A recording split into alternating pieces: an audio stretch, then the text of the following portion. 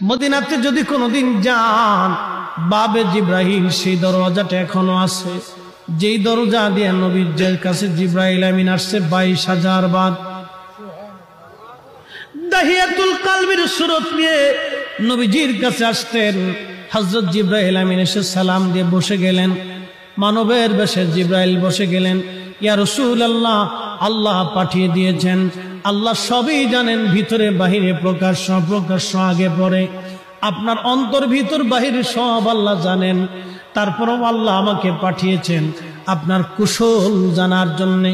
হুজুর গো, আপনি কেমন আছেন দয়া করে বলবেন দি। আল্লাহ নবী ডাক দিলেন, জিব্রাইল হে, আমি অসুস্থ আছি, আমার কাছে ভালো লাগে না। আল্লাহর জিব্রাইল চলে গেলেন।